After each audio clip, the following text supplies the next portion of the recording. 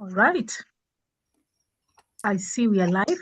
Welcome everybody to our Saturday night dialogue among the skeptics and atheist society of SAS-K.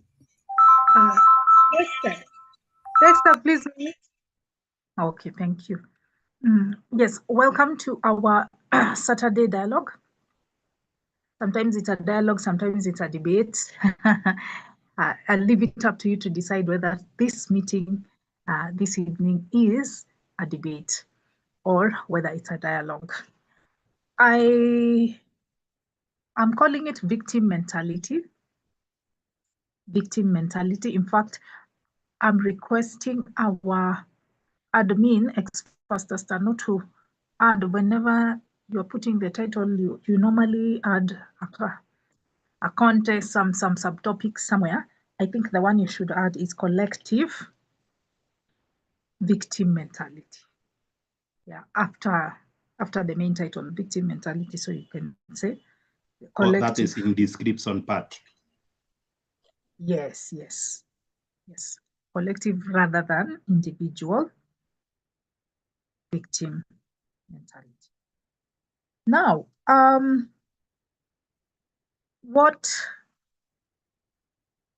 inspired this discussion? Because I'm the one who actually proposed it. It came from a random video that I watched where somebody was saying that Black people have a victim mentality. I believe this dude is called Bantu City Diaries.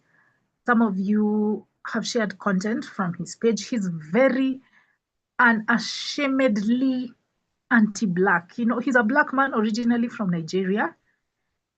And he actually tells people that, but he's always attacking Africans.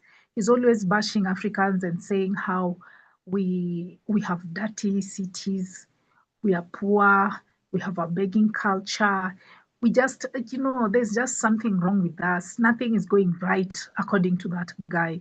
We hate ourselves. Our women wear European women's hair or hair from other unsavory sources. We dislike ourselves. He's just really negative. And one of the running themes in his content is that we have a victim mentality. We never want to take responsibility for the actions that we have taken to create a bad outcome. Yeah, we never want to do that. Instead, we want to point fingers at others, at foreigners, at Europeans, at colonialists, at slave owners. Everybody else is wrong except us. We refuse to take accountability for the negative outcome that we live in, for the circumstances in which we find ourselves. So that is what inspired the topic. And how are we going to discuss it? We will, of course, start with definition and traits. By the way, we started at 8:32. We will strive to end at 9:32, guys. We need to learn how to keep time. Hii mambo ya kuwa African stereotypes, where you just extend and extend to Tawata. So let's strive and keep time. That means we give our contributions within a narrow time frame. So yeah, the discussion will begin with the definition and characteristics of victim mentality. In fact, I shared some images, some screenshots of what Wikipedia says about victim mentality. Then we will look at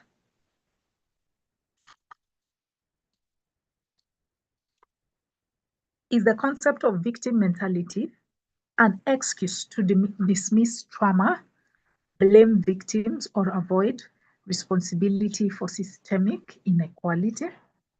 That's the second question we'll discuss. In fact, this one was inspired by Eugene Luchebeleli. I really hope he will be able to join us in the meeting, because initially when we shared the flyer, he was like, you guys have picked this topic. Be careful that you don't dismiss people's trauma and victim blame. Yeah. So we'll start with that aspect. Let's go for the jugular, the deep end. We'll answer that question. Then after that, we'll look at victim mentality among the genders. Do feminist influencers have a victim mentality? And in the same vein, do manosphere influencers also have a victim mentality? And then the final subtopic, the fourth one, is race. Do Black people have a victim mentality when they blame colonialism, slavery, the government, or other external factors for their life circumstances, their negative life circumstances? So that's the last subtopic. Let's get right into it and begin with the definition and characteristics of victim mentality. What do you understand by the phrase victim mentality? And what are some telltale signs? What are some stereotypical characteristics of someone or a group with a victim mentality? In fact, as I told ex-Pastor Stano as he was writing the title on our YouTube, we are concentrating on collective victim mentality, not necessarily individual. Please feel free to raise your hands. Good, Morioki, go ahead. Okay, thanks. I think like Eugene said, it's tricky because some people have been abused for real. They've been traumatized for real. So as in, it's not just, they don't make things up. They've really been abused for real. So they're suffering because of somebody else. So now that makes it a bit tricky. But now the victim is, you don't want to move on. You want to stay stuck in your situation and refuse to move on. Now that's a victim mentality. Unable to move on. Yeah, thanks. Aha. According to Morioki, the victim mentality involves staying stuck in that traumatic situation, not moving on from it. But he also acknowledges that it can be tricky because if you're a victim, to be honest, it is difficult to move on. Right? Let's hear from Bill. Hello. So I think in my understanding of the word or the phrase victim mentality, I think it refers to when people are incapable of when people make their victimhood their personality, or they view everything that happens around them from the lens of oppressed. So I don't think it's necessarily like when you're blaming other people that makes it a victim mentality. But if you keep on doing that in every issue and every aspect of life, then that becomes a victim mentality. I'm done.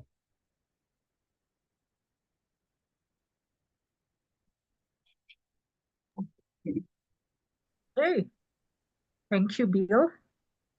So Bill perceives it as blaming other people. Let's hear from Dexter. Karibu sana, Mr. Prodigal Son, Donald. Of course, you're happy to hear my voice. There's something I don't understand. I'm wondering, when we say victim mentality, are we saying that Africans are not victims of anything, or they pretend to be victims? Because I think especially when you mention that entire African thing or being black, yes, we have been victims to this day. So is it our mentality, or is it how we deal with the actual victimization? Which are we talking about? The real one, or people who just blame it on their own problems? Thank you.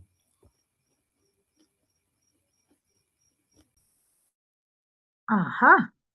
Dexter has thrown a question to us.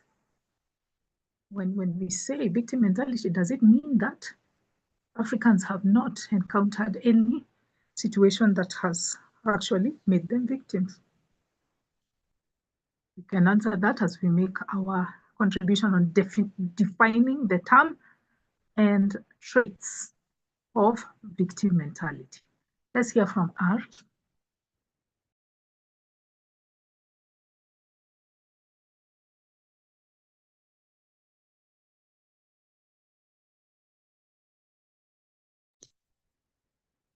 R, are you there? I see again, it's like you've lowered your voice, your hand.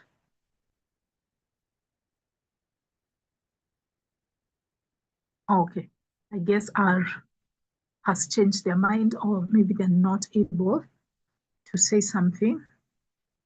Oh, the person has said they're trying to unmute, but they're not able Hello, to. can you hear me? Yes, please go ahead. Okay, great. So I think I raised my question to answer Dexter. I think first we are defining first what victim mentality is, long before we get into the specifics of whether it's for Africans or whoever it is. I think that's what I got first. And then secondly, I would this is now my personal thinking of what victim mentality is. It could either be I'm a victim or not. I could either be a victim and then I have to use I think it's Bill who said so. I'm using every situation, looking at it through the lens of whatever it is that I went through. And the other one would be, I think I am a victim. So on both sides, I could be operating under the victim mentality. Thank you. Aha, well said, R. It is possible for one to be a real victim, and it is possible for one to also be a pseudo victim, where you believe you are one, but it's not really an injustice, it's just a narrative that is being peddled. But either way, you are always blaming that thing, that outside force for your life circumstance. Okay, so yeah, we'll delve into the details for Black people as the fourth subtopic, but yeah, by and large, you have it right, R.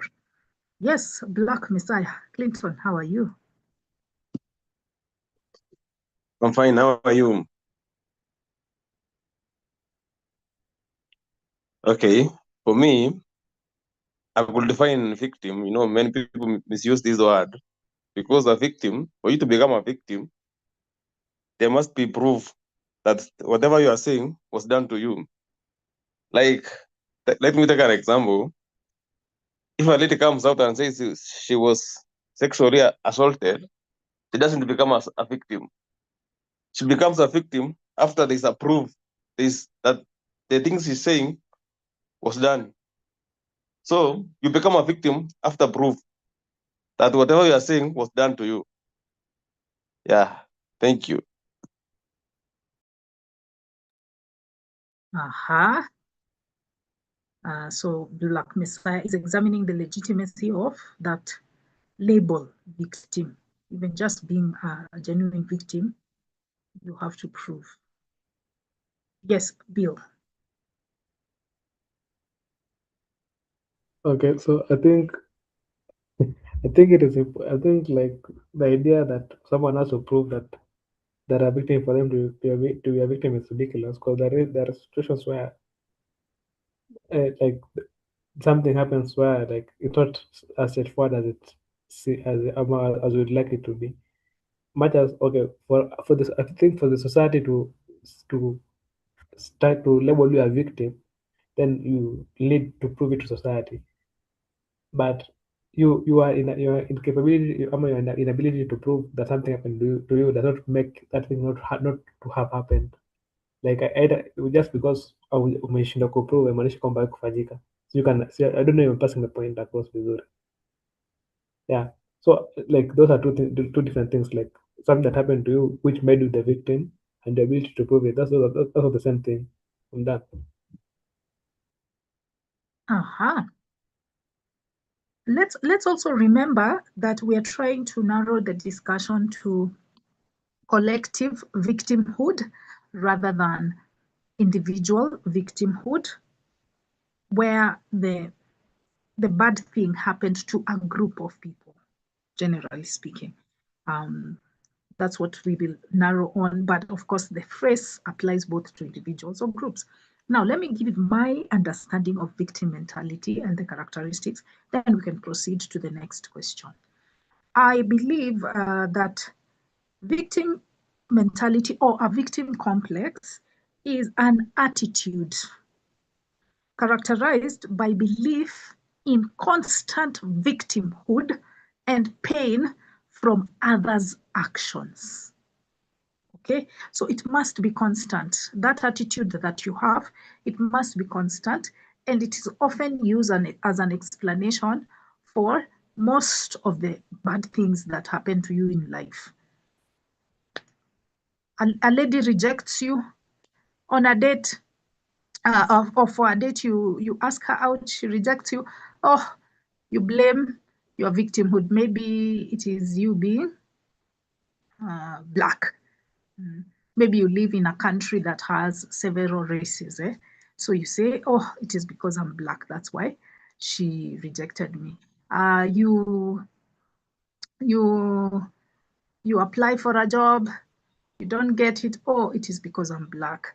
You maybe you move to a new city and you fall sick. Oh, it is because I'm black. Everything is just attributed to to other people's actions, not to yourself. So you believe that you are a constant victim. That is my understanding of victim mentality. Now, what are some characteristics of victim mentality? The first one, of course, is blaming others for an undesirable situation and denying one's personal responsibility for one's life circumstances. So you believe that you are not to blame for your life circumstances. It is other people, and you are constantly pointing the finger of blame on them. So you don't necessarily have to have been traumatized per se. Okay, you don't, like, let's say the person is always blaming the government. It's not that the government maybe did something physically harmful to you for you to hold that mindset. Yeah, but you can attribute the undesirable outcomes in your life, the cost of living crisis, unemployment, corruption, all these problems, your lack of access to healthcare, all of them, you are blaming them on an external party, on other people, not yourself. Another trait is feeling pity for oneself, and then feeling or seeking sympathy from others. You're always looking for sympathy. Then you have a sense of entitlement and selfishness. You are also defensive when others, even when others choose to help you. You avoid risk taking. You have a learned helplessness attitude where you stop trying to change the situation. You believe that nothing you can do will alter the situation, so no need to try. You have a learned helplessness mentality. You also value being a victim. You actually like that identity. And you might push for recognition.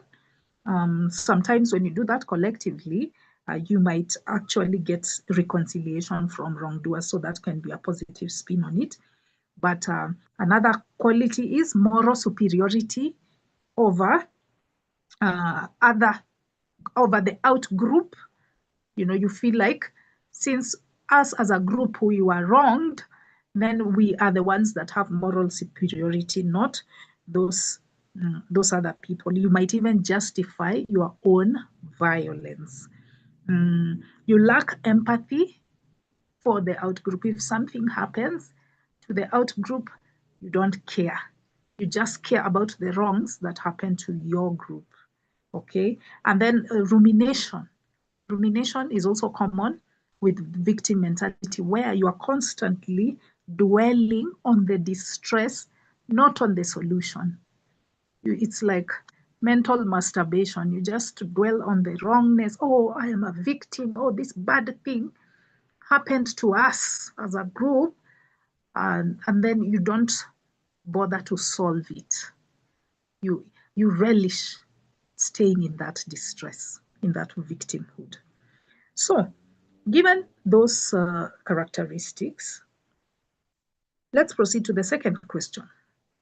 Is the concept of victim mentality an excuse to dismiss trauma, blame victims, or avoid responsibility for systemic inequalities?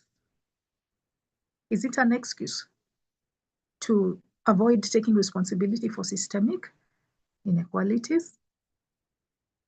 Yes, Bill, go ahead.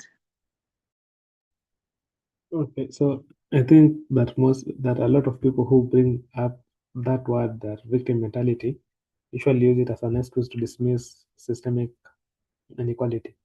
So, for instance, the person that was claiming that that that are talking about, that was claiming that Africans they don't take accountability for their actions, they're dirty and all that. So first, I think it is like ridiculous to ignore the colonialism and all the injustices that have happened in Africa, and to pretend as if they had zero impact on how Africa is today. And then second, most Africans don't, when you ask an average like Kenyan, like what do you think is the problem? They won't tell you that, or what do you think is the reason why our country is not prospering as fast as it should? They don't tell you about colonization or wazungu or something like that. They'll just tell you like the leaders that we have today, and they'll tell you tribalism, and they'll tell you the things that they will be taking accountability that it's the Kenyans who are electing bad leaders. Most people will tell you that. Most of the people will tell you that it's because of tribalism and corruption, and they understand that. It's not like they're ignoring the things that they are currently doing that contributes to the issues that we are facing. So I think like the most people who use that usually like amplify the things that they make it look as if people are complaining more than they actually are. I'm done.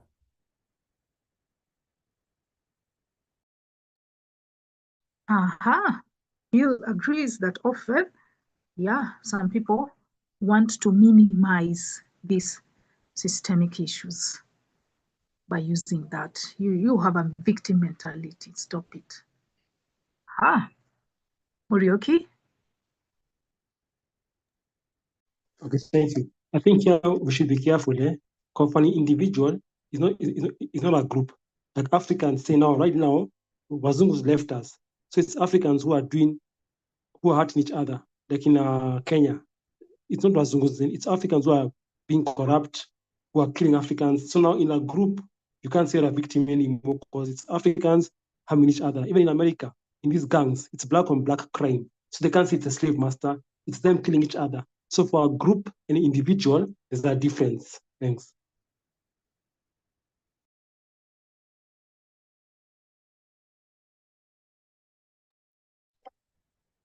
All right. So according to Morioki, no, it is not an excuse to dismiss people's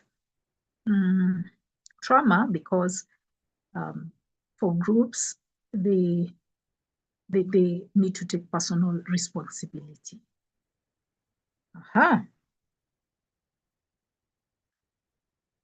Okay, since there's nobody else, I will give my contribution. Oh, okay. I see Bill's hand is still up. Go ahead, Bill. Okay, I think I'll interject with something based on what Muruk has said. So first, I said that most Africans, most Kenyans acknowledge the contribution that their actions have towards the inequality or the issue that they're facing. Second, I think ignoring the impact that the system has on people's lives is very reductionist. In that, it's not a coincidence that countries like China had were able to like eliminate absolute poverty. It's because of the system. Like they change the system and it had an impact on the people. So the system has more impact than the individual's actions. So it makes more sense to blame the system more than to blame the individual actions because the system affects the ability of the individual to achieve what they want to achieve. So for instance, in Kenya right now, if you're saying that if you blame the people for electing bad leaders, and the bad leaders are making sure that the people don't learn, I'm making sure that the education system is in shambles, then it makes it hard for those people to be educated enough to pick good leaders. So the system that is making it is making us like to live in this perpetual set where people keep on picking bad leaders because again, like we see, like you saw, like as I said, like there were when that in Kalau or no wait, like the gun issue today in the country. It's not like people enjoy going to need to stone people, but it's because of unemployment. So if you ignore the unemployment issue, you'll be saying, oh, these schools are going to take money, but would come to a full large. You get my point? Like the system the system has more impact than the personal responsibility. I'm done.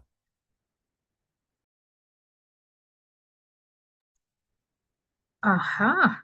So Bill is reinforcing that aspect of systemic inequalities that if we brush them off, then chances are that they will persist and will never solve our problems. Will never solve poverty, will never solve lack of education, etc., until we acknowledge these systemic inequalities.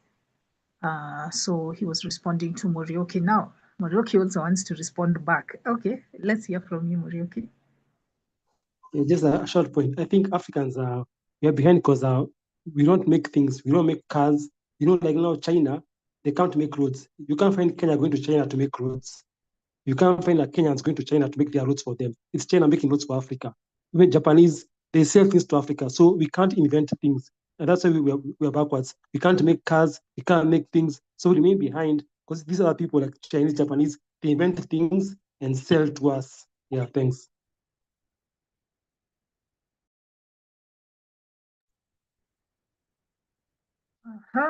So he's already going to that subtopic on race and he's blaming it. He's blaming our life circumstance on us. It's not other people, it's us. We're the ones who are not innovating and we are not exporting things. But we will delve a little deeper into whether or not we have that victim mentality when we talk about race. But permit me to say what I think about that question. And I like the fact that Eugene Lucheveleli asked the question because he felt that that's how it is often used. Victim mentality, you have a victim mentality. It is often used to dismiss people's trauma, people's systemic inequalities. And to a certain extent, I agree with him because, as Bill said, there are systemic issues that explain our current predicaments. And I'm not just talking about Kenya, I'm talking about the world in general. When you look at different categories of people, if you look at women and you look at why they underperform in various spheres of life, there are some systemic issues. If you look at Africans or former colonized countries, there are some systemic issues that they are facing.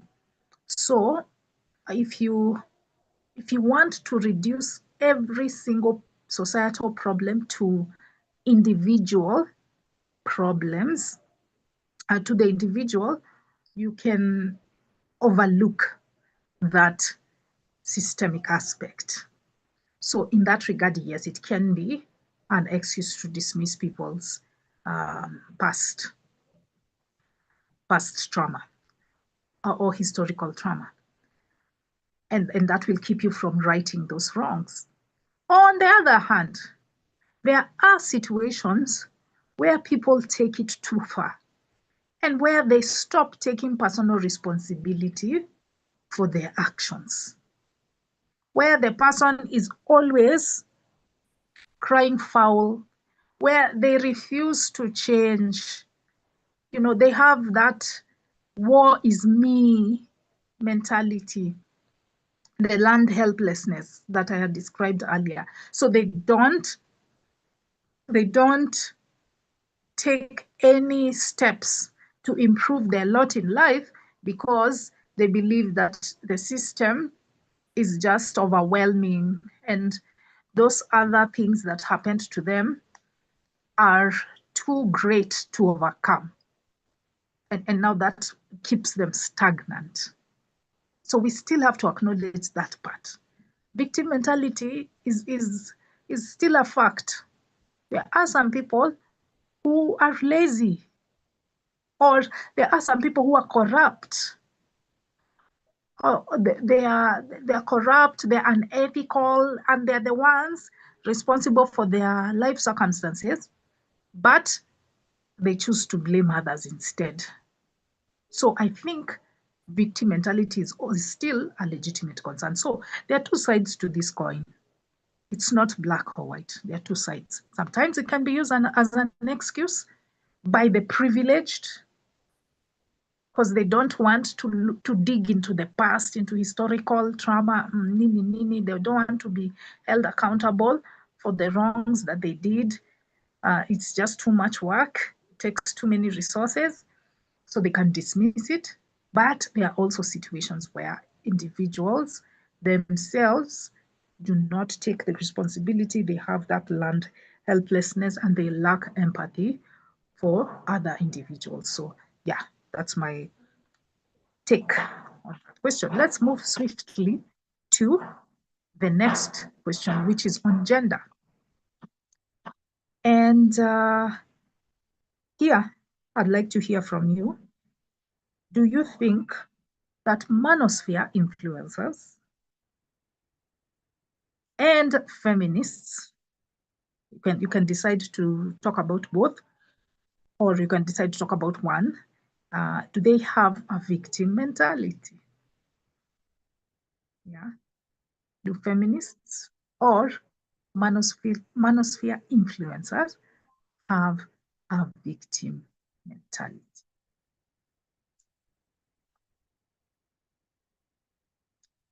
Yes, Morioki?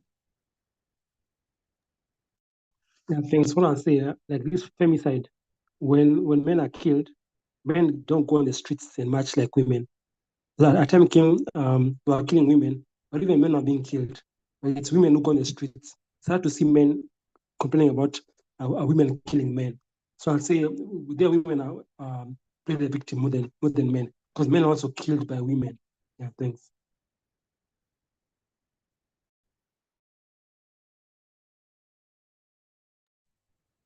Aha, Morioki, I want you to answer this question the next time you make a contribution. Do you think that the person to blame for men not going to the streets are other people, are women? Yeah. Is that, and if somebody else acknowledges that they are victims, does that mean that they have a mentality? If they go and protest when something bad has happened, does it mean that they have a victim mentality, or are they just seeking justice? So you'll answer those two questions the next time you make a contribution. Let's hear from, okay, Dexter, go ahead. Okay, this is a very charged topic, which is interesting me. To answer your questions immediately, I do think women do cry victim a lot. Like, they have, it's homicide. We have laws for that, but then they have to create a special one about them. I don't know why you are so obsessed with being victims. Now all of a sudden there's a new word, femicide, which is an insult to me as a language person, because it's just homicide. So there is no definition you're getting me into. It's homicide. And also, I also think men do love to cry victim a lot. It's just that men know nobody will listen. So no man usually cries victim. That's all I have to say.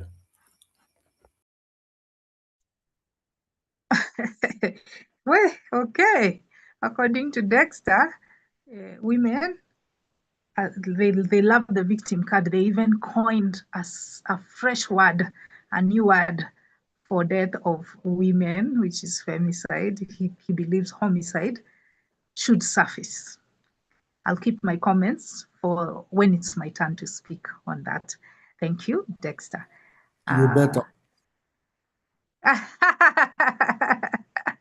Well, I'm being threatened. And then he also believes that men can also cry victim, but they don't do it as much because nobody listens. Okay, we'll see whether others agree with that. Let's hear from Shiro Wainaina. It's been a minute, Shiro. Karibu.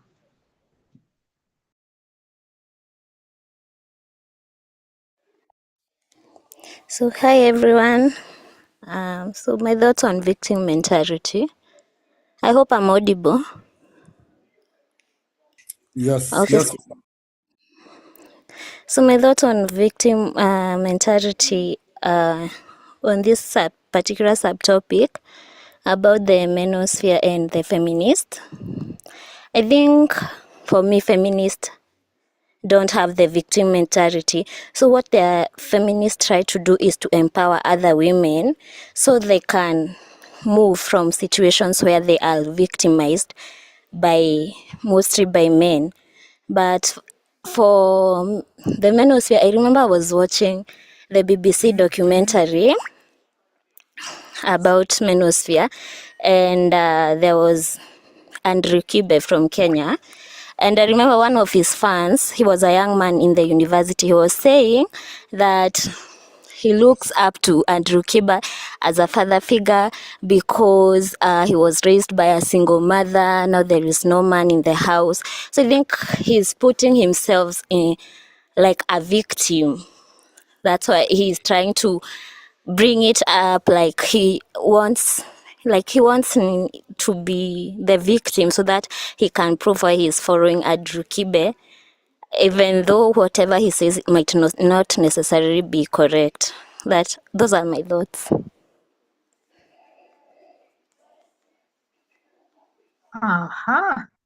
Yes, Manosphere Messiahs. I loved that documentary. I even did a TikTok on it on my account. Very interesting take. Very interesting portrayal of Andrew Kibe and the Kenyans that love him and follow him ardently. Let's hear from Bill.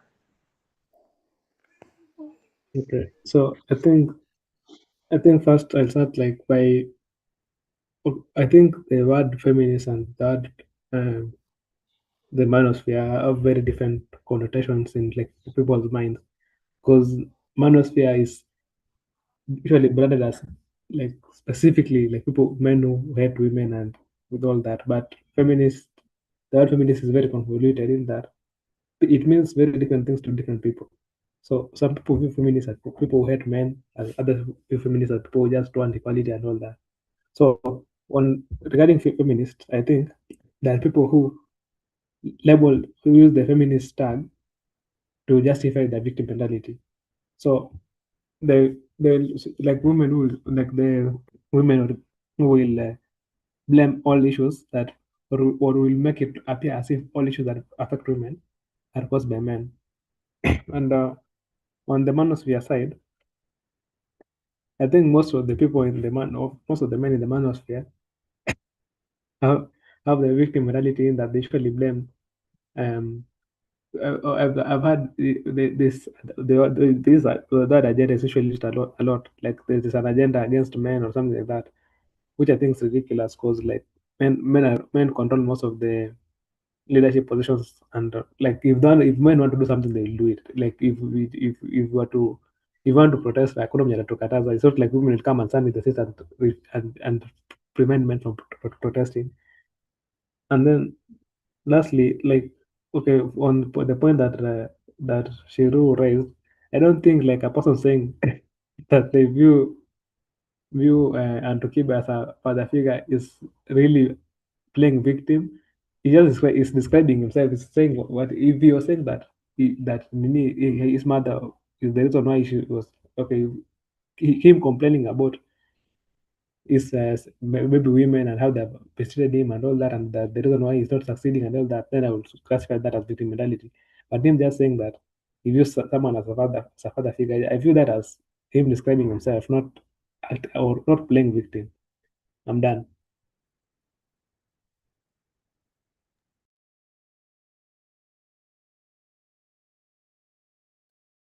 All right.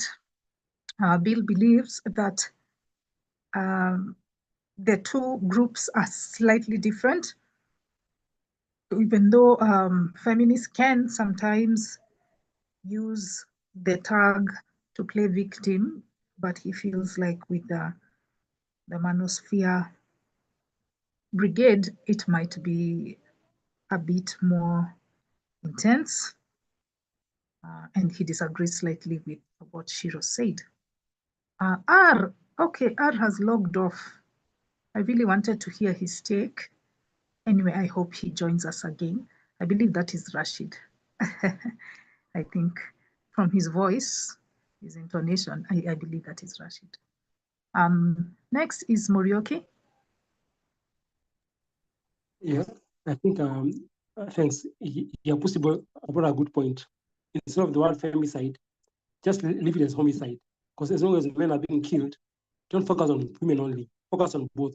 So there should be no femicide word. Just call it a homicide. I think that's a good point from Yapusi. Thanks.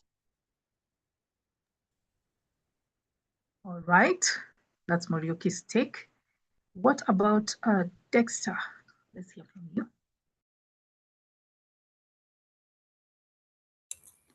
Thank you, Murioki, for injecting some sense into this discussion. Yes, there's no such thing as femicide that exists.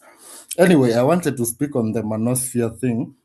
I think, Shiro, it's really unfair to say that this is a victim mentality because it's true. Like, it's not something this person is lying to themselves about. They had no father. So they are looking for a father figure and they found Andrew Kibe. It's true. It's not someone. I don't see how you would victimize yourself by saying, I have no father. I'm looking for a father figure, and this guy is what I'm looking to as a father figure. That is not a victim mentality. That's just the truth.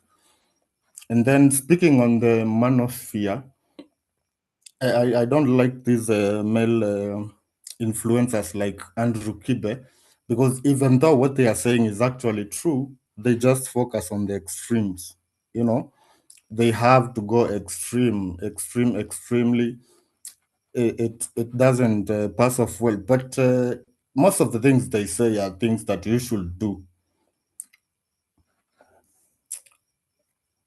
And I don't see how that victimizes men. To have men who speak about male issues, I wouldn't expect women to understand, which is why, most of you women hate Andrew Kibe. Aha! Hey, most of us hate Andrew Kibe. Yeah.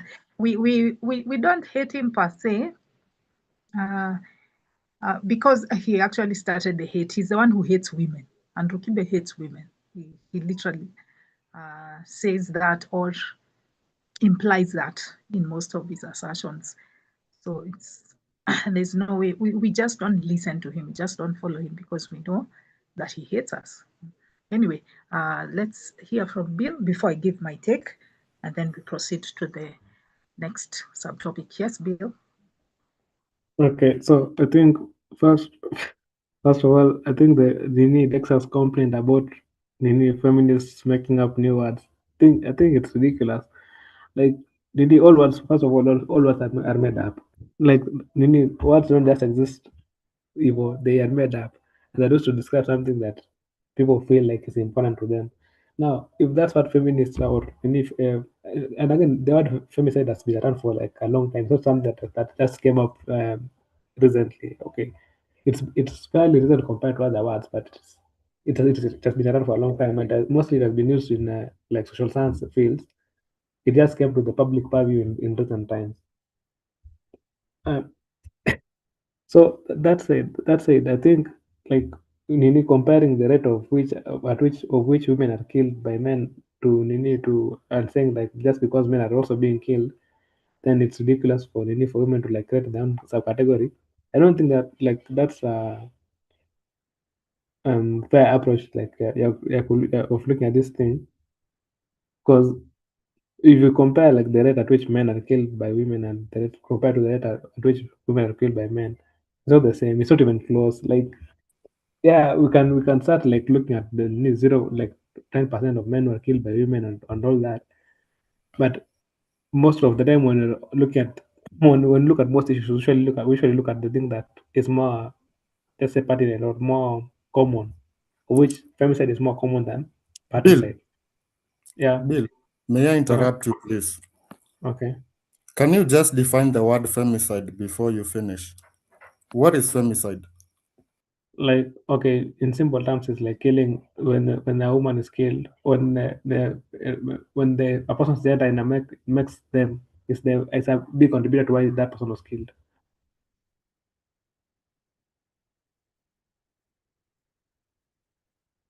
Iko sawa? Okay. I'll answer you when it's my time to speak. Yeah. All So right. okay, like I think hata ndachia hapo hivyo.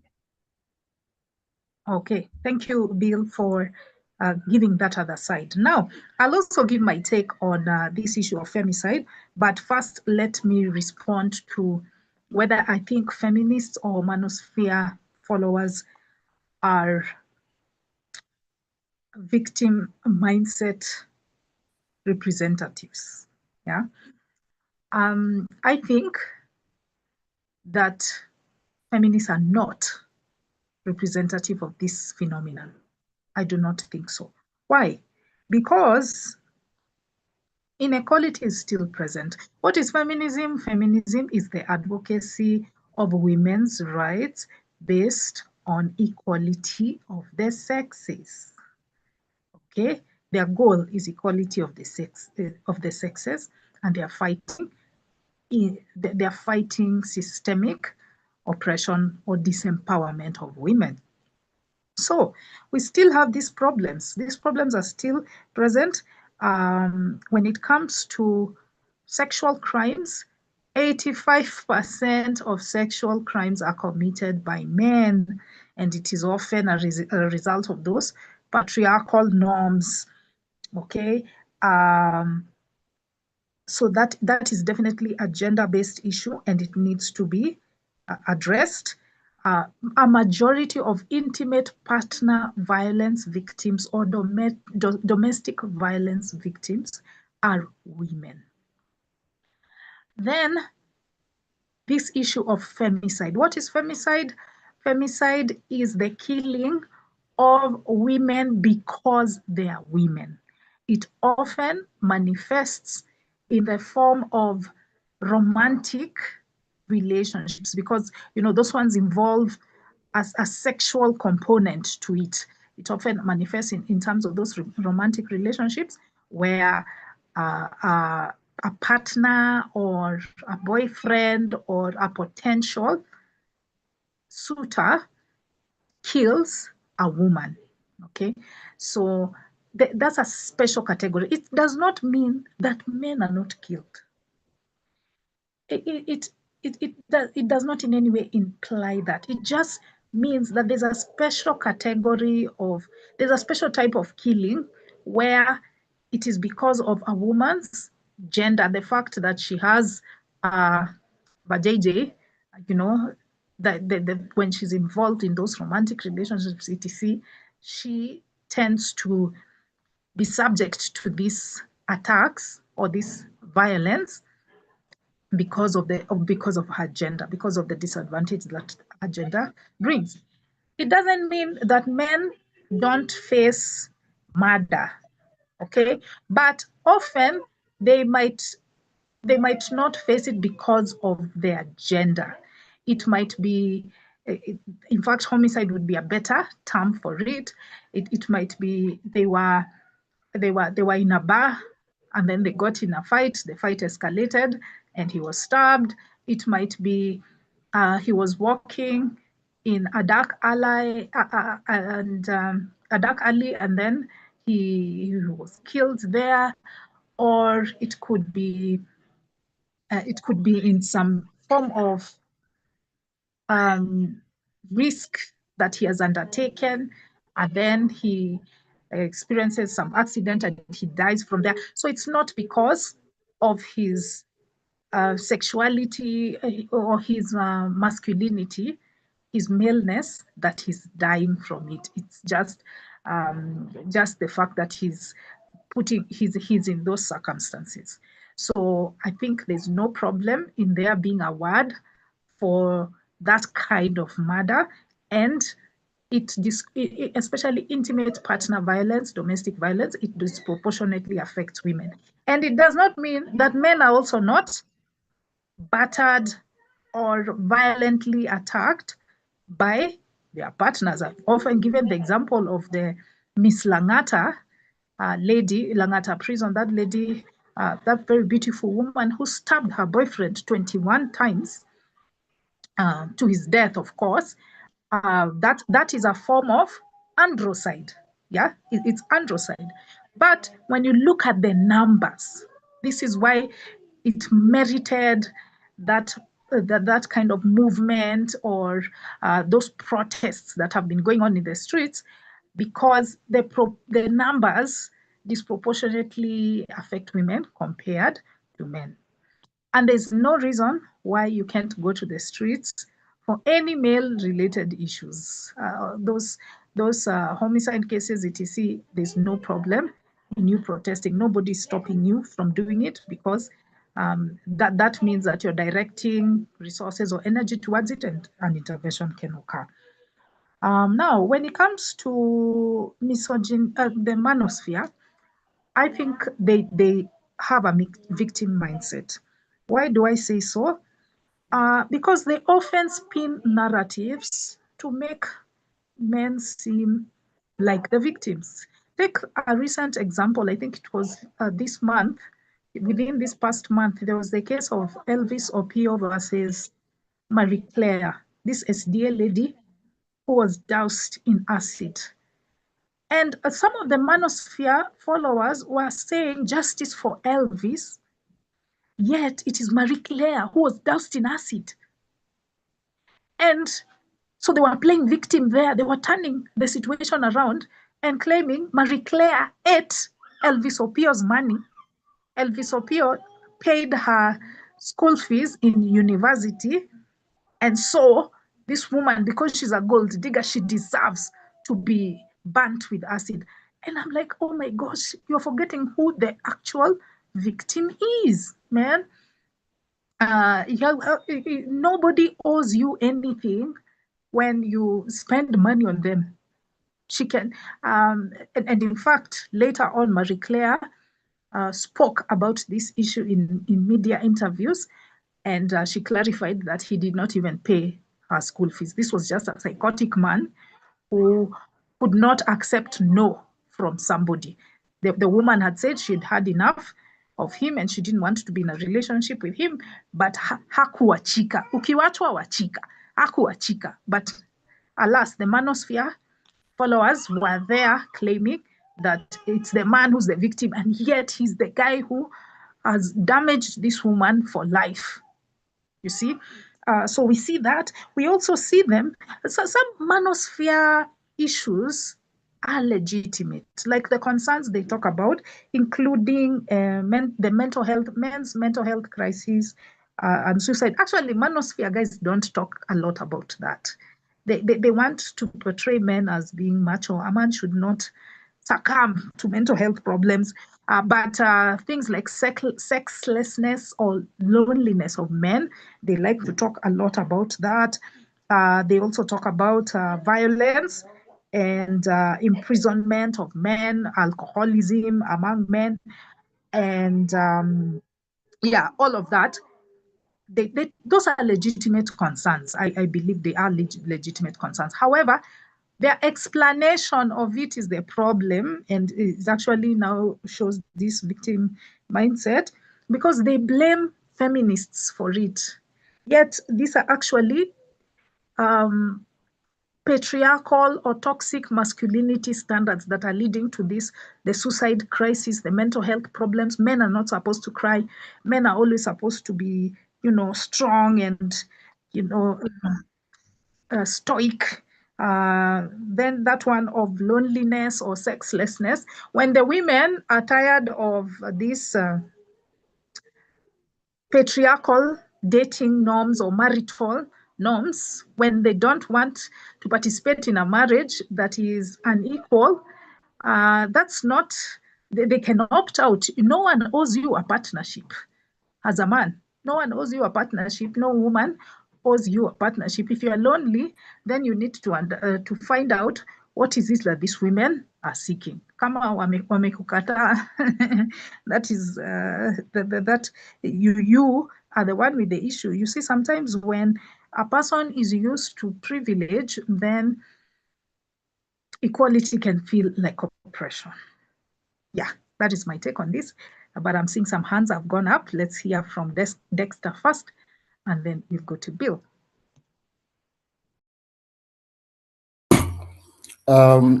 Thank you, dear Dorcas. I wanted to answer Bill about femicide, but then Dorcas spoke and you just infuriate me so much. I forgot everything I had prepared. At some point, you said that the manosphere tries to push narratives that make men seem like the victims. And you said that after I listened to you push a narrative making women seem like a victim for a full minute. For a full minute. I have never heard of a woman murdered just because she's a woman. Feel free to give me an example. I have never heard the reason for murder, the motive is because she has a vagina. I have never heard that. It is an insult to our intelligence to say, please don't get me started. As for Bill, I know women get killed. The reason I have an issue with the word femicide is just that I have never had someone murdered just because they are women. Maybe the victims of Ted Bundy, but it's because he wanted to have sex with female corpses. And instead of being smart and getting a job at a morgue, he preferred creating his own corpses. But I've never had anyone murdered just because they are a woman. Sure, men murder women, but it's not because they are women. Usually it's a cheating wife. Probably the biggest case this year has been Sharon and Okoth Bado this week. Sharon and Okoth Bado. I have never, she was not murdered because she's a woman. She was, threatening this man's career. Not to say she's not, he did bad to do it, but to bring that word up, especially that meaning of femicide. You guys told me it means that, being killed just because you are a woman. Give me one victim. Tell me one victim of femicide. Somebody who was killed just because she's a woman. I've never heard of it. Thank you. All right. Well, Dexter is infuriated. Let's hear from others, and then I will give my rebuttal when it's my turn. Bill, go ahead.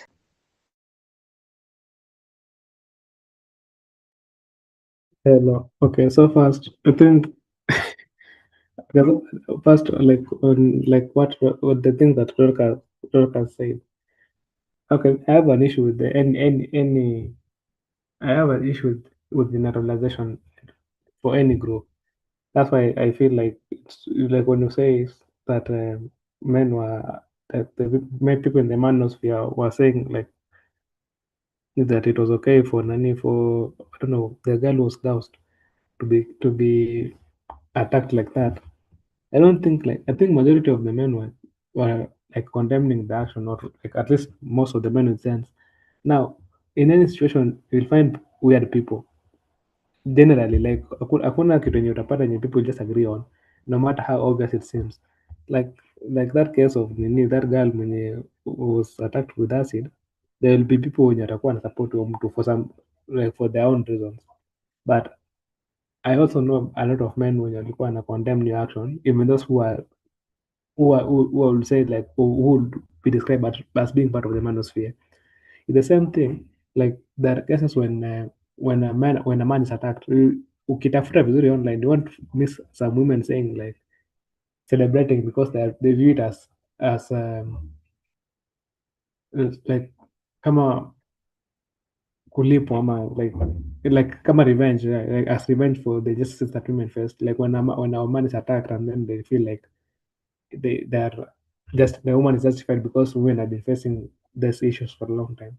Now those women might brand themselves feminists, but they don't. But I doubt that you will claim them as part of the feminist movement.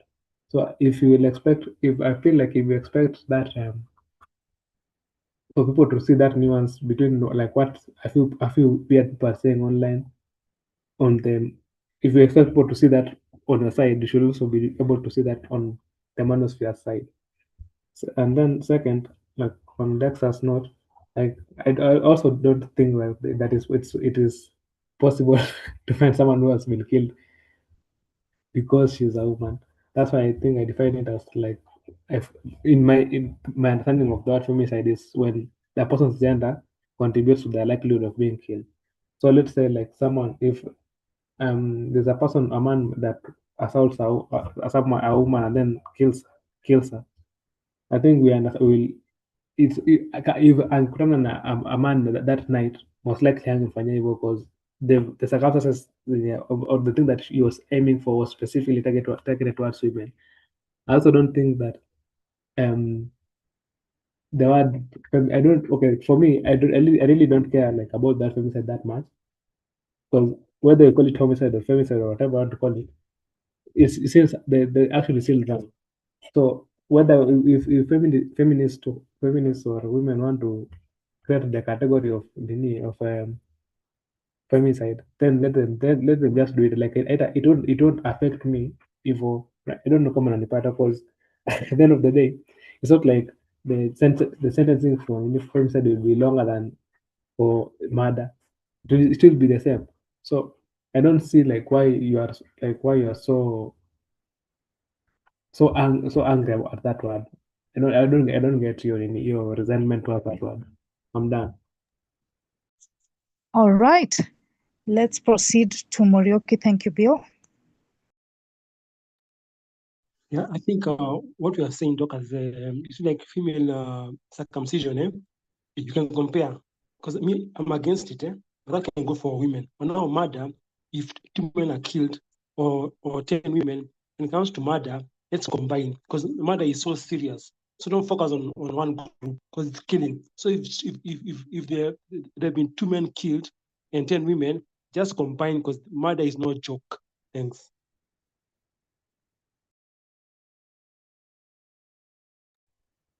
All right.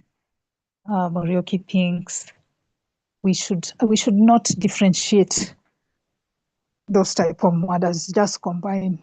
Just ignore the difference, according to Morioki. Let's hear from Shiro.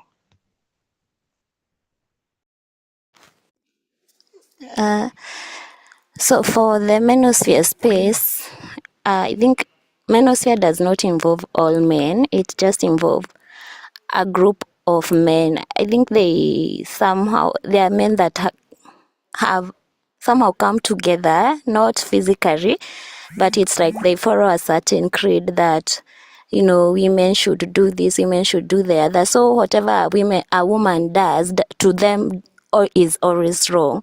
So they will naturally take the side of the man. So it's not all the men, it's just a group of some men. And then for Dexter, I think he goes on to say he has never heard about a woman who was killed because she was a woman. And then she tries to justify that. I think he's refraining from it. He's justifying that it was right for Sharon to be killed because he was just painting a bad picture of a powerful man. Now, he is also saying that a woman may also be killed for cheating. And when we reverse the situation, how many cases do we hear that a woman has killed her husband or her boyfriend because they found them cheating? Like if we compare maybe 20 women and 20 men, for example, what will be the ratio? So I think the word femicide was coined because of those ratios, because the number of women likelihood being killed maybe by their spouses, by those that they love, is more, very higher compared to the opposite side. That is it. And then I wanted to ask, when it comes to victim mentality, I remember I was watching some podcast and the doctor was explaining that he can justify his childhood trauma because when he was a child, I think under 1 year, there was a war. I don't know whether it was World War I or II, and his mother had to leave him behind with some strange neighbors. So that's when he started feeling detached from his parents. And then he went on explaining what happened. You remember, this is a child apparently who is below 2 years. So I found it very funny. Maybe it's because I don't know anything about the brains or neuroscience, but can really what happened to someone when they were below 2 years of age, or even 3 years, when they did not know about themselves, really affect them in their adulthood? And can you justify your trauma from that? That is my question. All right. Thank you, Shiro. Now, we need to proceed, guys, to the final question. And we just have 10 more minutes before the end of the meeting. As we said, we need to be strict about these meetings being 1 hour. So let's proceed to the next question, which is on race. Do Black people have a victim mentality when they blame colonialism, slavery, the government for their life circumstances? Okay, now I want to say something in response to what Dexter had said and Bill before we proceed to that final question. So please, let's think about it. That final question, we just have 10 minutes. So femicide has often been a controversial term because of that pushback. But what my AI overview is saying, how we define femicide, not feminism, but femicide, is the intentional murder of women or girls because of their gender. It is distinguished from standard homicide by its gender-related motive, often driven by misogyny and equal power dynamics, traditional gender roles, or the perpetrator's belief they possess authority over men. So if it has misogynistic undertones, then it is femicide. The United Nations has 10 characteristics that it has been using to identify or to indicate femicide, and they include women and girls being killed by intimate partners, women and girls being killed by family members, a previous record of harassment or violence, illegal deprivation of liberty, use of force and mutilation, sexual violence was committed before the victim was working in the sex industry, hate crime motivated by bias against women or victims of forms of illegal exploitation. So whenever there is the aspect of sexual intimacy and then murder follows, that will be categorized as femicide. Because if this person was not a woman, then she would likely not have been killed. We can agree to disagree. Maybe you just don't see it that way, Dexter. It's okay. Another thing I wanted to respond to was what Bill said, because it's like, I would be guilty of the same infraction that I am accusing the Manosphere Brigade of by generalizing. I did not generalize to all men. I said the Manosphere is the one that has a victim mentality. Why am I saying so?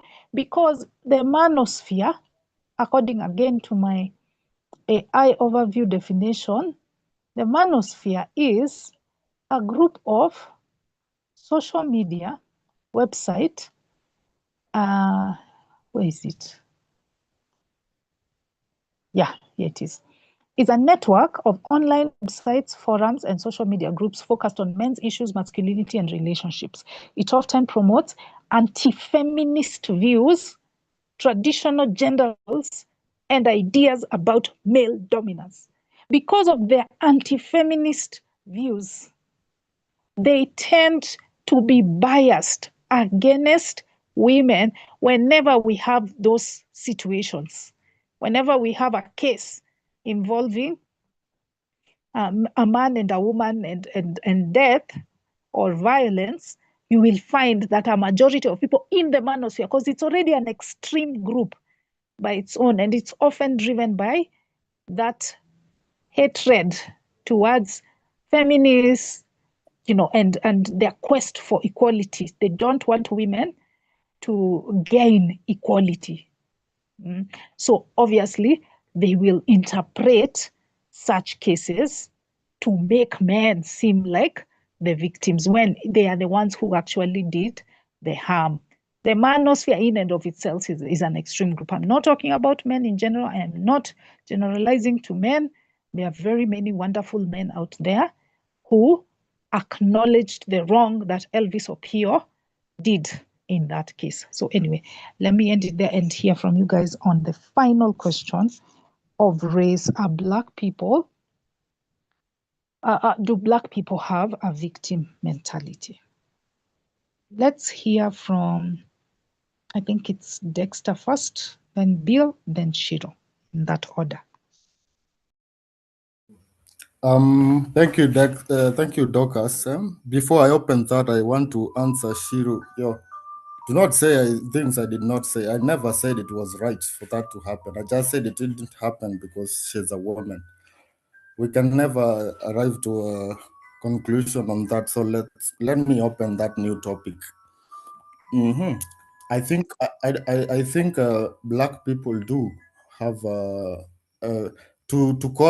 call all of us Africans, right? That is already a huge mistake. This is something so colonial. This is something so colonial because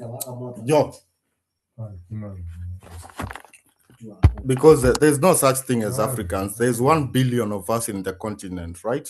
Sure, there might be slavery, but when you say African, that did not happen to me. Probably happened to some people down there in the coast, probably happened to some people in Benin or Nigeria. It didn't happen to me. So when you put me in the same class as them, there's gonna be a whole problem. But I do genuinely think that most African problems can be solved by Africans, but we have been victims of a system that is created to oppress us. I'm 50-50 on this one. Thank you. Wonderful. Thank you for keeping it short and sweet. I hope everybody else will do the same. Bill, umeshukisha mkono. Okay, maybe you had raised it in the previous instance. Hello. Now okay, go ahead. Okay, so I think when we talk about Africans of victim mentality, I think we're talking about like Black Americans, some African Americans. And I think like if you like have any idea, any like if you have an overview of the African American history, then it is difficult to ignore the impact that the level of oppression that they have faced. And it's I think it's ridiculous to expect like someone a group that has been discriminated upon for 400 years and with things like redlining, slavery, and all that, and then you just say, okay, these are what they don't have an impact with to how you are right now. If you just pull yourself by the bootstraps, by the bootstraps, utakuwa sawa. Okay, and again, like most, I think when we're defining victim mentality, we say that it's not really about like understanding acknowledging that you're a victim. It's about making it like your personality and perpetually blaming every issue that you face on that victimhood. I don't think most African Americans do that, or even most Africans do that. Like even in Kenya, let us use like in Kenya, when a person is poor, they understand that okay, yeah, there's the issue of the government and all the colonialism and all these other issues, but they also understand that okay, I also have to work hard. And it's very rare to find like people who strongly believe that everything that's going on in that's going wrong in their life is primarily because of colonialism or all these other negative issues. I think people who again, as I said at the beginning, I think people who use that phrase victim mentality are actually using it to like in a reductive sense, in that they want to like make the issues that people are facing look less pertinent than they are. I'm done. Bill believes that there is a legitimate concern raised by people who talk about systemic issues. So does not believe that most Black people have a victim mentality. Right, let's hear from Shiro.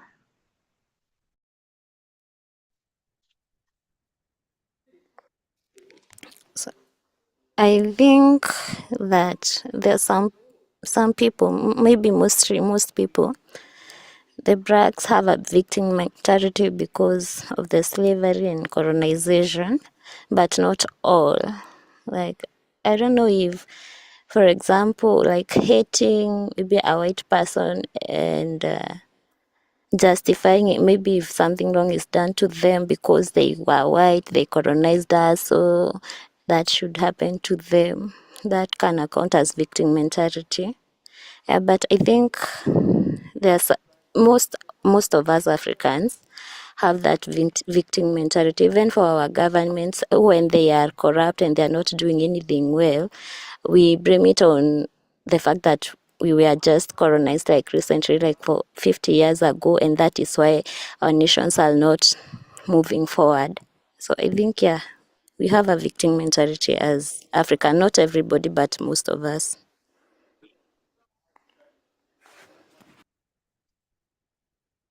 Okay.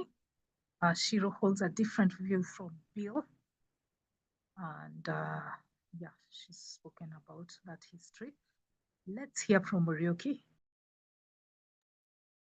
Yeah, thanks. First, let me answer Shiro about the femicide thing. I said earlier, murder is murder. So let's forget about the ratio of who's killed more. Murder is too serious for ratio. So if men are killing women and women are killing men, there should be no at who's killed more. Murder is so serious. Let's combine the thing, Shiro. Don't care about the ratio of who's killed more because murder is too serious. And about Dexter, remember Kenya was colonized. We weren't enslaved, but we were colonized. So again, we suffered, our ancestors suffered somehow from we weren't enslaved, but this colonization is almost like slavery. So Dexter, just remember that we weren't enslaved, but we were colonized. Yeah, thanks.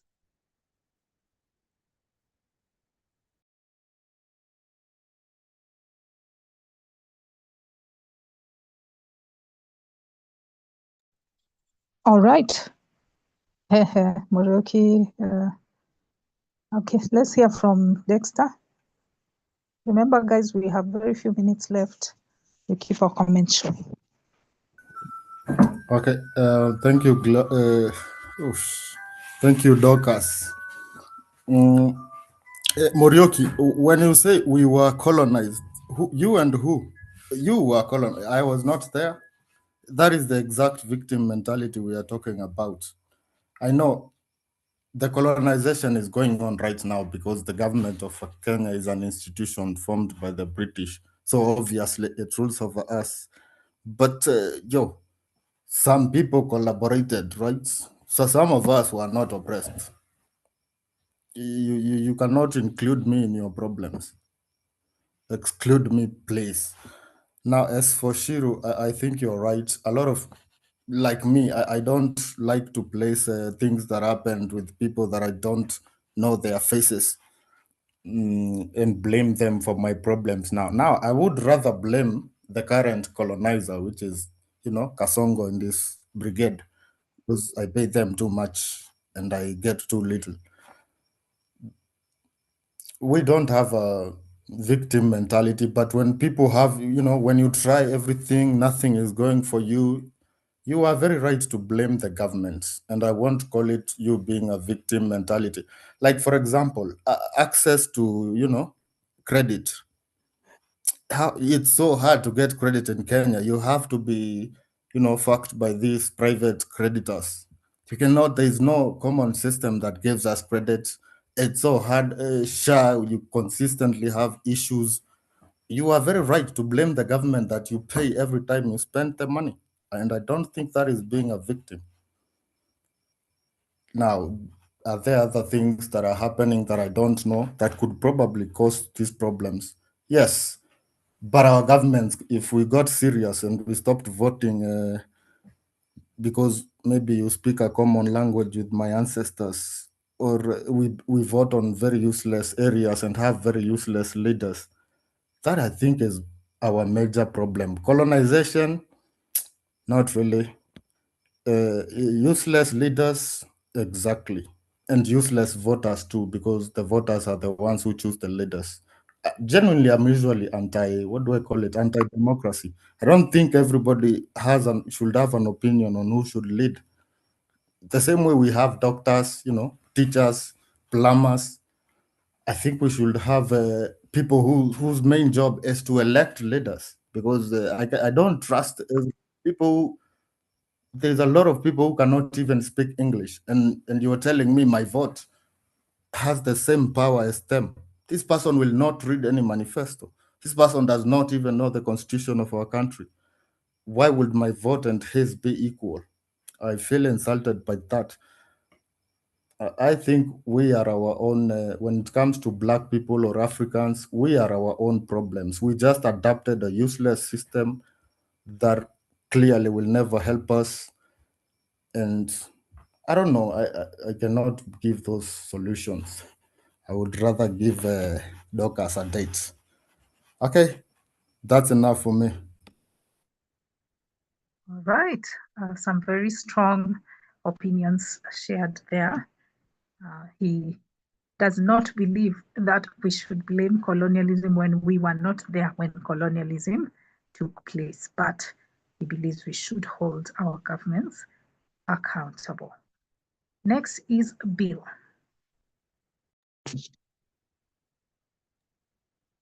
Okay, so I think the idea that we can't blame people because we don't see them, we are assuming that we exist in a vacuum. But the actions that affect other people don't also affect us. Like the things that affected our ancestors affect us a bit indirectly, like the colonization and all that. Then, two, on Shiro's point, I think the idea that most black Americans have a victim mentality. I don't know. I don't know where she's getting this idea from, because I don't think most people in most Black Americans would like perpetually blame white people for their issues, and I think most of them are like very, let's say, measured in how, in the amount of blame they attribute to white people. So I think the people who have the victim mentality among the Black Americans, among Africans, among Kenyans, among any group is usually a minority. The only issue is that this minority are actually very noisy. It's like when the people who hate women and want to blame women for everything are the ones who are most likely to go online and make a lot of noise. Most men don't care. Most men are just out there chilling and doing their things. The same thing with Black Americans, the same thing with like women and feminists, and the same thing with all social groups. Most people are just normal. The people who are weird and make a lot of noise in their churches and like I think that's what makes them look as if they're male because they make a lot of noise. I'm done. All right. Let me give my take on this final subtopic, and then we'll hear from Dexter as the last person. I think it's 50-50 for me as well. I think Dexter had said that he is not very sure, or rather, he is divided on his position on that issue of whether Black people have a victim mentality or not.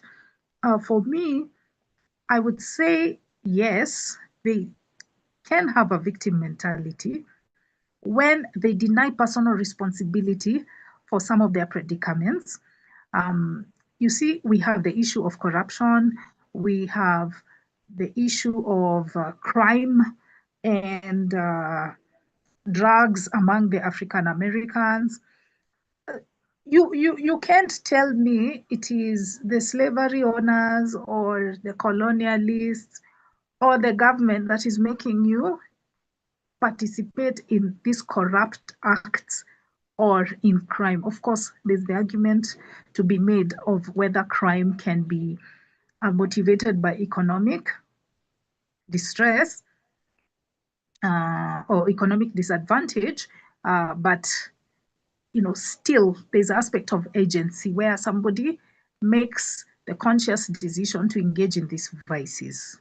So when you get arrested for committing a crime, you shouldn't start crying, oh, racism, or the sentence that they will give me, that is now in the US, the sentence that they will give me is going to be unfair because of my race. I'll get maybe 10 years more than the white person. But at the end of the day, you committed the crime, you did the drugs. Yeah.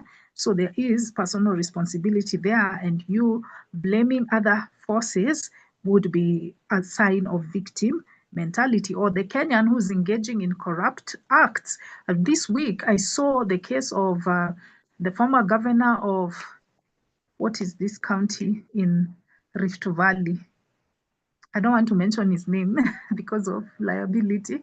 But this week, there was a Finland scandal where members of that, who was in Gishu County, contributed some money. They sold their family property, all the assets that they had, in order to send their young people to Finland, but their money disappeared.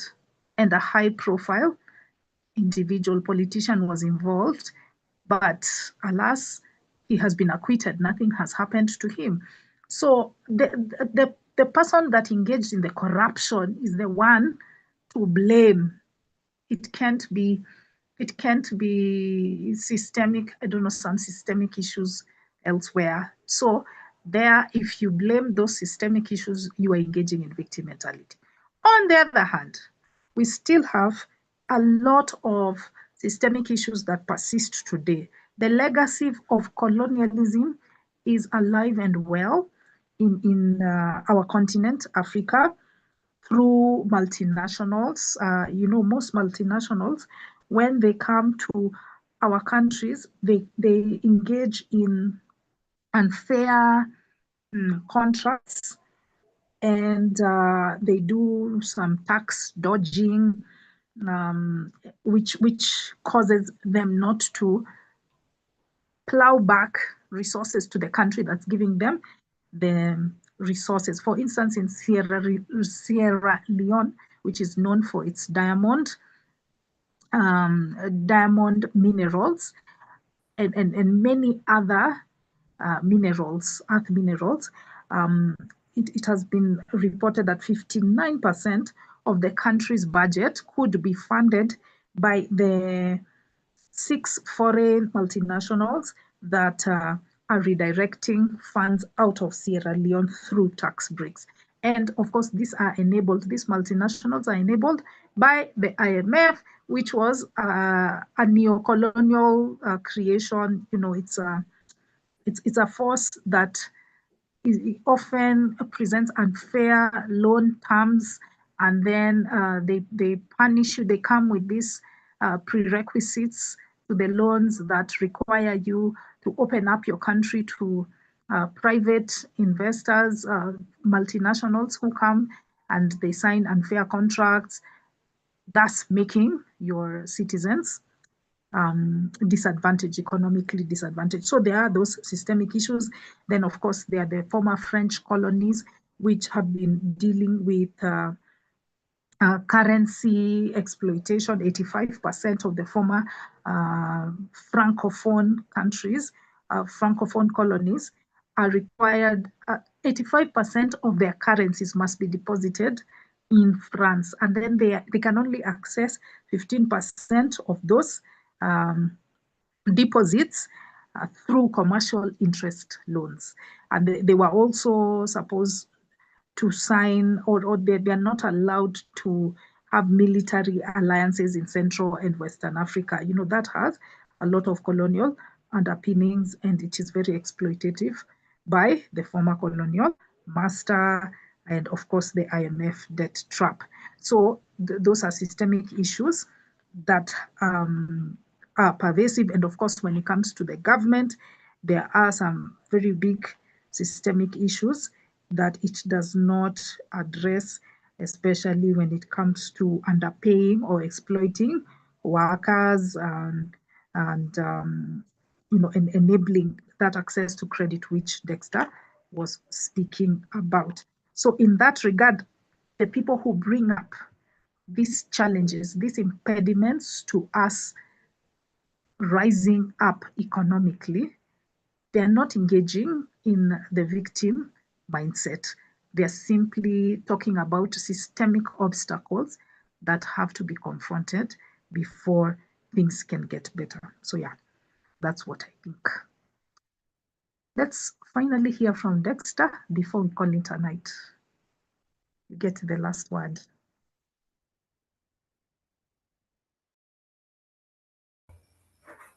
Yeah, okay. Thank you, Dorcas. My hand was just up from the previous engagement, but let me give my final remarks on this.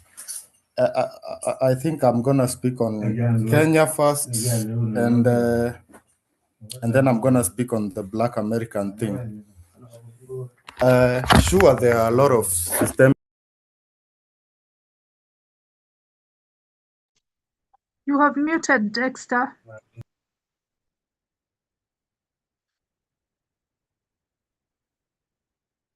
You're muted, Dexter. Oh, I'm sorry. I pressed it by mistake. I'm saying there are a lot of systemic issues that have been put place, especially in Africa due to colonization, right? We didn't make our borders, we didn't do our things. But I like to use our country, Kenya, as an example. We have done it. In spite of all those things put against us, Africans can actually do it. We can actually, create a country, even if, it was made by mistake. Now, that is why I don't like being included in that African thing, because I am part of a country that has been built by Africans. No resources, nothing. And we build a sensible country out of it. The other African countries that fail, I don't know, I cannot speak about them. That is why, do not be including all of us in different ways for each and everyone. But countries like Kenya, Angola, they be telling me Africans can actually do it. Our biggest problem is corruption, which I don't like to blame our leaders much. I just think it just reflects us. I have been arrested like 4 times, and I gave bribes in each of them. Why would I expect my leader not to be corrupt if I am as corrupt as I am? I think that's a societal problem. That's not something you can say is just our leaders who are corrupt. Now, as for the African Americans, I think that's different compared to Africans. These people were enslaved for 400 years. They were bred, like the way I breed my chicken. I choose they have been bred. A lot of things have been done to them. They can always cry victim, in my opinion. I don't think they can ever recover. Some damage is just too much. And that is all I have to say. All right. Thank you so much, Dexter, for that summary. I would like to thank all the participants of the meeting. We've had a few individuals who have been missing in action. I believe R was here at some point when we were beginning the definition and the characteristics of victim mentality. I think he was called to duty. I wish he could have stayed on, but thank you, R, for those few precious minutes. Thank you, Shiro Wainaina. It had been a while since we heard from you. It was great to hear your take. I also want to thank Bill. Dexter had been missing in action for a while, so we're happy that he could join us. And all the other people, oh yeah, Morioki said something. All the other people that were watching us silently, the silent observers, your presence was much appreciated. Did I mention Bill? Yes, thank you, Bill, for your contributions in this discussion. They were very measured and thought-provoking. I wish you guys a lovely night. Let's meet again next week for another discussion. Bye. Good night. Joyce,